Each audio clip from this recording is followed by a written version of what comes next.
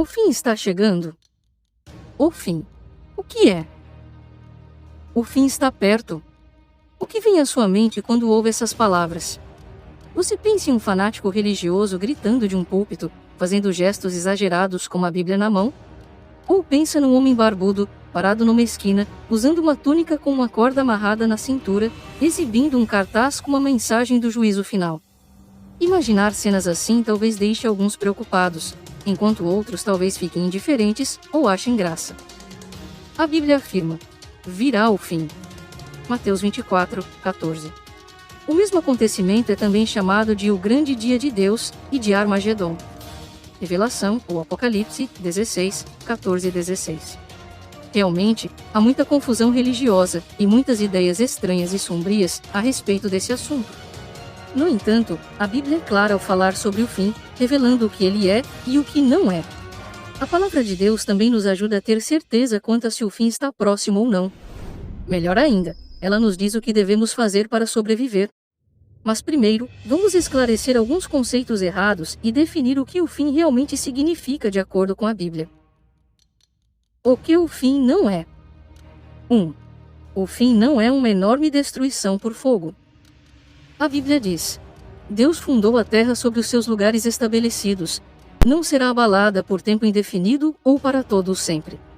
Salmo 104, 5. Esse e outros versículos nos garantem que Deus nunca destruirá a terra, nem permitirá que ela seja destruída. 2. O fim não é um acontecimento acidental. A Bíblia revela que o fim está marcado. Deus estabeleceu um tempo específico para isso. Lemos: acerca daquele dia e daquela hora ninguém sabe, nem os anjos no céu, nem o Filho, senão o Pai. Persisti em olhar, mantende-vos despertos, pois não sabeis quando é o tempo designado. Marcos 13, 32 e 33. Fica claro que Deus, o Pai, marcou o tempo designado exato para trazer o fim. 3. O fim não será causado por humanos, ou por um grande meteoro. O que causará o fim? Revelação 19:11 diz: Eu vi o céu aberto, e eis um cavalo branco. E o sentado nele chama-se Fiel e Verdadeiro.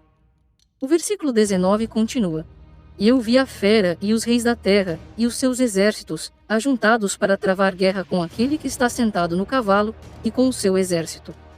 Revelação 19, 11 a 21. Embora boa parte dessa linguagem seja simbólica, é possível entender que Deus enviará um exército de criaturas angélicas para destruir seus inimigos. O que o fim é? 1. O fim dos fracassados governos humanos. A Bíblia explica: o Deus do céu estabelecerá um reino, governo, que jamais será arruinado. E o próprio reino não passará a qualquer outro povo. Esmiuçará e porá termo a todos estes reinos, e ele mesmo ficará estabelecido por tempos indefinidos. Daniel 2, 44. Como vimos antes no ponto 3, os reis da terra e os seus exércitos serão ajuntados para travar guerra com aquele que está sentado no cavalo, e com o seu exército, e então serão destruídos. Revelação 19, 19. 2. O fim da guerra, da violência e da injustiça. Deus faz cessar as guerras até a extremidade da terra. Salmo 46, 9.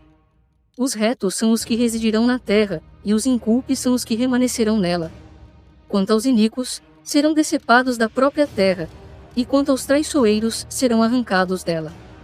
Provérbios 2, 21 e 22. Eis que faço novas todas as coisas. Revelação 21, 4 e 5. 3. O fim das religiões que falharam com Deus e com as pessoas. Os próprios profetas realmente profetizam em falsidade. E quanto aos sacerdotes, estão subjugando segundo seus poderes. E que fareis vós ao final disso? Jeremias 5, 31.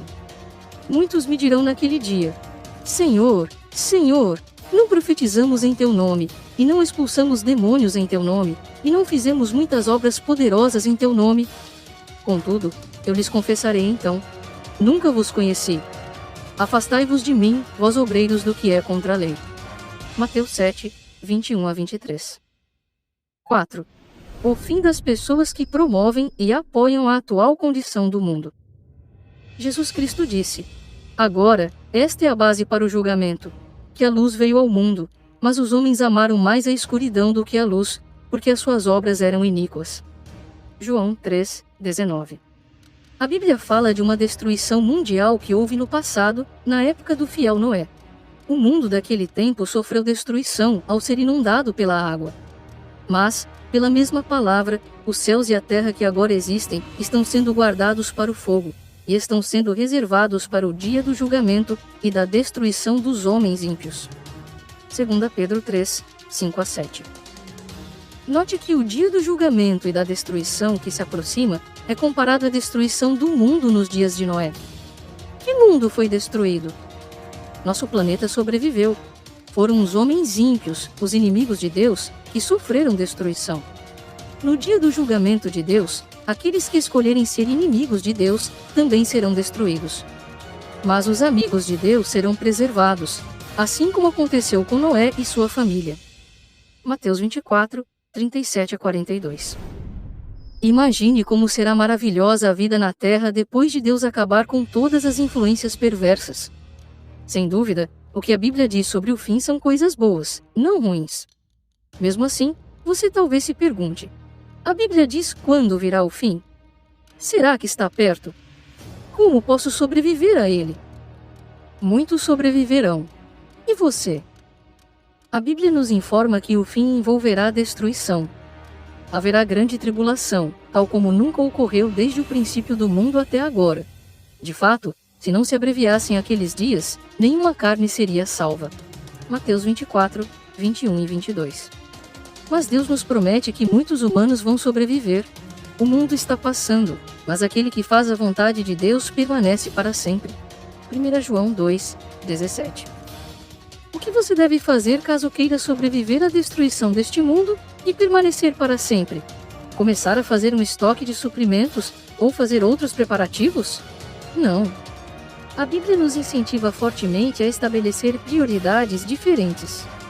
Lemos: visto que todas estas coisas hão de ser assim dissolvidas, que sorte de pessoas deveis ser, em atos santos de conduta, e em ações de devoção piedosa, aguardando e tendo bem em mente a presença do dia de Jeová. 2 Pedro 3:10-12.